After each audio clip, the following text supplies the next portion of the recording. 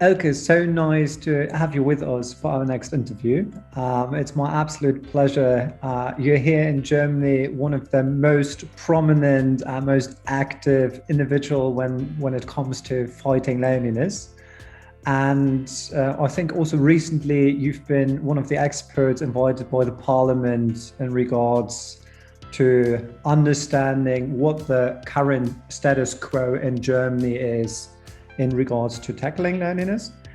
But before we dive really deep into those topics and also which project you represent here today, let's start with the first question. How would you describe yourself in 3 words? At first, I would like to thank you for the invitation. And if I have to describe myself, I would just say I feel connected. I want to be independent, and I'm always very curious. Well, I think the curiosity from the conversations we had so far, I can definitely put an exclamation mark behind. So you founded the project Silbernetz, I think already 7 years ago here in Germany. Can you tell us a little bit more about what the Silbernetz is, what the backstory is, and how you and the project are changing the world? Oh, this would be a very long story because there were a lot of events just guiding me to the founding of Silbernetz. So what would you hear about this? What would you like to hear about this? For me, most is this I'm describing with the next question. And the others are, I also was representative of older people in the district of middle of Berlin, just talking for 60,000 people of the age of about 60. And what I learned there was they are mostly disconnected and know really little about offers given to them from public services and also charities. So disinformation of the elderly. This is one of the topics I'm handling with Silbernetz as well. So, but what is it? How do we change the world with Silbernetz? I don't know. I believe it's about keeping knowledge and experience of older people alive and connected and making silenced voices audible. Can you tell us a little bit more about what you actually do with Silbernetz? So what the service is all about? It's like the English Silver Line. We copied this from there. It's three parts. It's just first our hotline, our silver phone, just being always every day from 7 to 10 p.m. Able to listen to older people who like to talk to us. Our slogan is just talk with us. Just talk, yeah. And then the second part is our Silbernetz friends, our voluntary people who are calling once a week their special older person just to talk to them, to keep connection to just one old person. So this old person wouldn't feel so lonely if she would feel otherwise. And the third part is, as I told already, is this giving informations about services of public service and also charities prepared for elder people. That is a splendid offering, and I think the numbers are definitely underlining the important role you're playing in society by now here in Germany. I think the numbers, by kind of more people knowing about the offering in the first place, have drastically increased when you originally started Silbernetz in Germany. And I think now, especially during those peak times, so for example, around Christmas or New Year's, that the kind of phone doesn't stop ringing. Is that correct? That's it, yes. Especially since Corona, since the first lockdown, we got about 90,000 calls in this last year. 90,000. 90,000 calls, yes. That is, on one hand, I think, putting once again an exclamation mark behind the importance of the work we're trying to kind of do here in Germany. Well, actually, let's not say trying to do. I think you're at the forefront of actually having impact and helping people really feel less lonely, but also reducing the stigma around loneliness. By the slogan you just added, what is it again? We can just talk. Right? Can you repeat the slogan again? Sorry, I just talk, because this is something what most elder people don't have, a person to just talk to, to share experiences, to share their lonely days and their thinkings about how the world works and how their life is going on, even if you don't have any people to meet. Yeah. When did you came up with this? So you already mentioned that it's kind of a copy of a role model project in the UK, the Silver Line. But when did you yourself kind of realize the importance of social connection, and what inspired you to transfer this idea you encountered in the UK to Germany? So these are two questions in one. I would like to answer the first one. So I remember some 30 years ago at night in my voluntary service on a helpline, a very old male voice asked me, why should I stay alive seeing all those empty rows around? So this old man, about 85, all his relatives were dead, and all his friends as well. And he was just, so what is the reason I live on and on?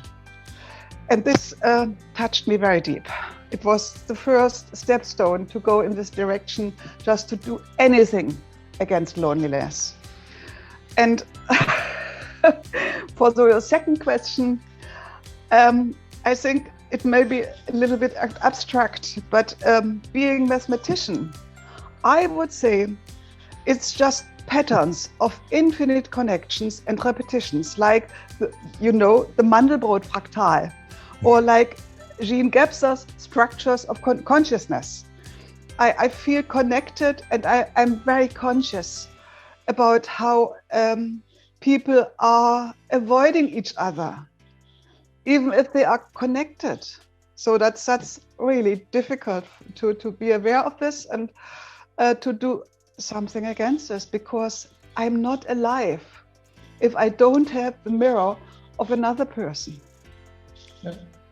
And then you encountered the project in the UK, the Silver Line. So how did that process take place? So from the patterns and the urge you experience in your own surroundings for social connectedness, to say there's a project that seemed to inspire you. Did you expect the amount of work and kind of the intense journey which now is behind you, or you're still in the middle of? As I told you, I'm a very curious person, and I don't like to find out how a wheel is working, or even to construct a wheel of myself if there is already a lot of different working wheels. So I heard from Minette Walters in a crime story, in a crime novel, I read from her about a network of older people connected by phone. And this connection was made from the voluntary worker who cares for the elderly in this community. And I found this very interesting and asked Minette Walters via email, how did this work? Who has constructed this? And she said, it was just something I created for my as a basics for my story. But if you would like to know something about a project who is working slightly different, but also in this way, so you go to London to Silverline, and she made the connection. So I visited in 2013 and got a lot of answers for my questions, and came back to Berlin and just, okay, what's possible in UK, we can do in Germany ourselves. So do I understand that right? So a huge proportion of the inspiration for the Silbernetz was actually drawn from a crime novel you were reading. Yes, indeed. That is amazing. And I think it really beautifully showcases how inspiration and this fuel for curiosity is all around us. And sometimes all we need to do is just follow up on those sparks of curiosity. I think that is a beautiful story. It is. So, you now for I mean over 7 years, more than 7 years, active with Silbernetz in Germany, yes. And I think there have been quite a lot of obstacles, but also achievements along the way. Could you, if that's possible, pinpoint one of your highlights, one moment where you realized we really achieved something, so a moment of personal pride or pride for the project?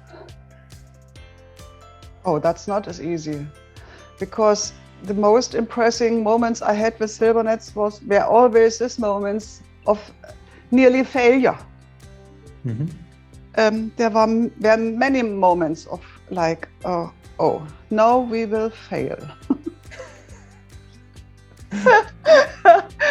And even in these moments, there were always some push. So, those two enterprises who wanted to support us with our call center, with our phone line, in 2017. Shortly, one after another said, no, we can't do this. But the call center is just the basics for Silbernetz. Without some call center, without the line, the helpline, Silbernetz wouldn't exist.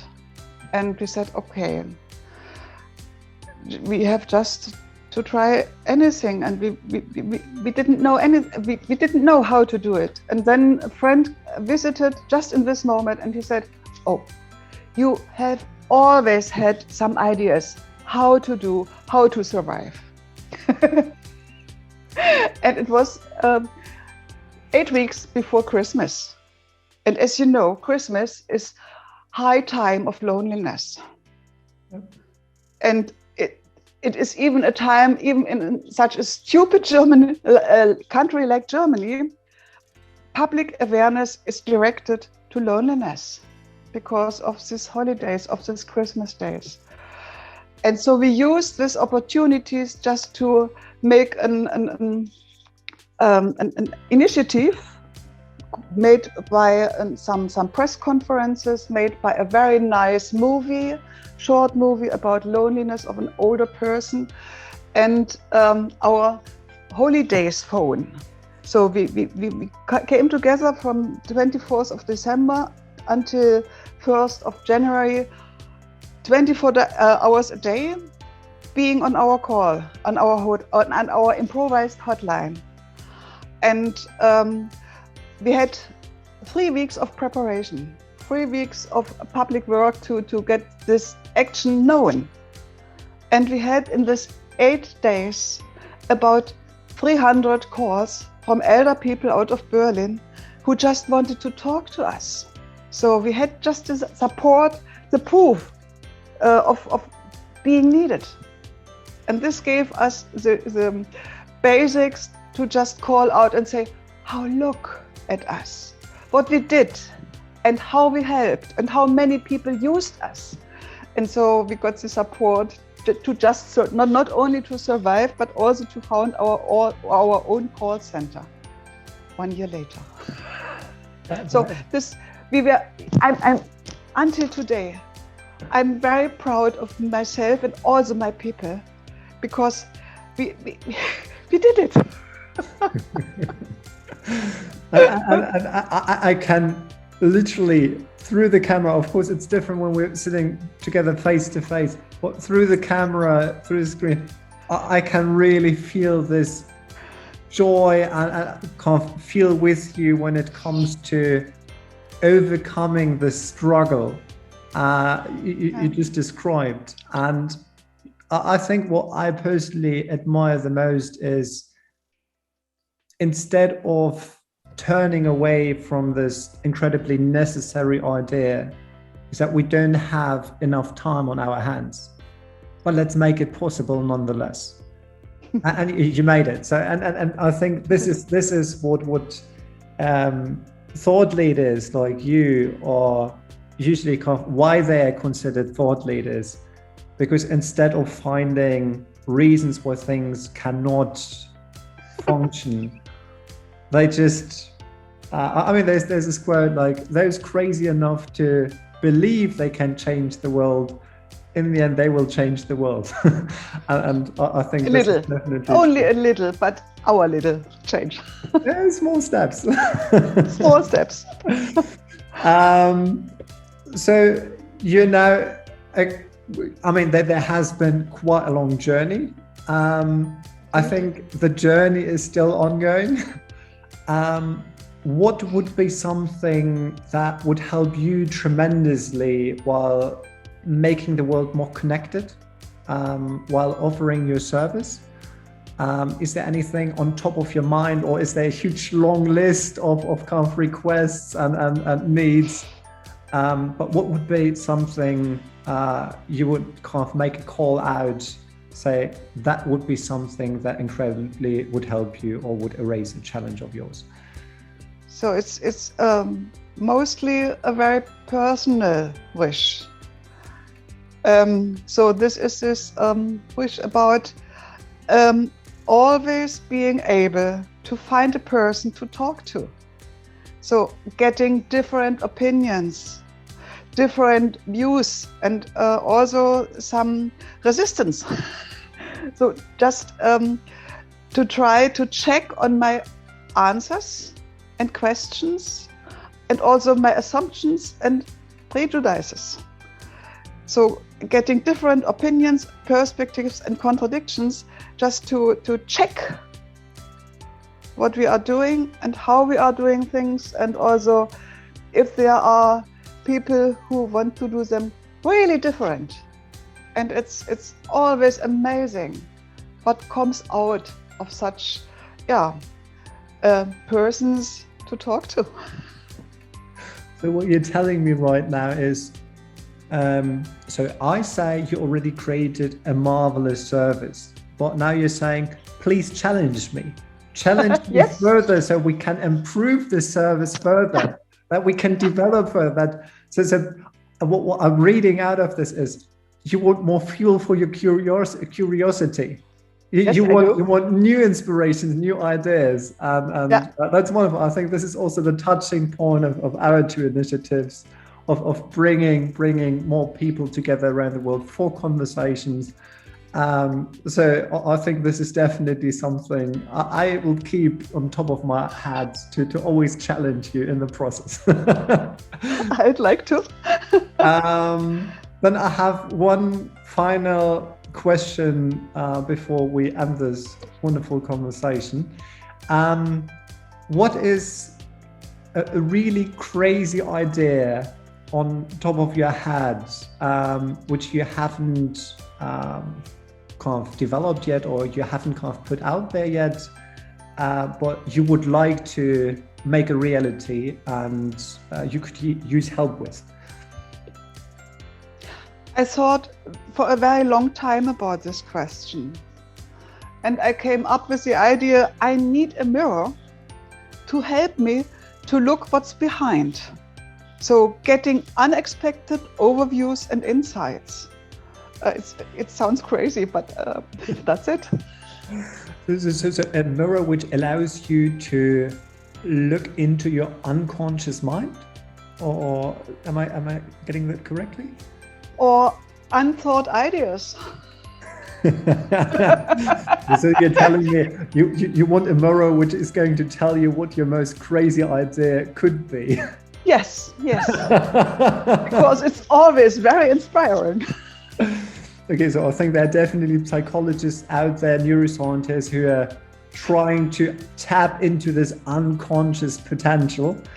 So let's see if they at one point develop a mirror or some kind of device which allows us to also look into our unconscious mind and maybe unlock more potential, more ideas, which we can't really grasp in the given moment. Yeah, and it's also the question about the power of big groups. Mm-hmm. Many people gathering together and collecting their ideas and putting them together, really not knowing where it could lead on. Mm-hmm. So sometimes it's just nice to have fantasies together. I agree. I completely agree. That was a wonderful, I think, final call for collaboration and co-creation. Indeed. Elke, thank you so much. I'll recommend everyone to check out the project Silbernetz. Elke is also a member of the Togetherness Hub. So if you have a profile there, you can find her there as well and just get in touch with her. Also, you can use, I think, plenty of other outreach mechanisms like LinkedIn or via the website itself. Thank you so much, and have a wonderful day ahead of you. You as well. Thank you. Bye.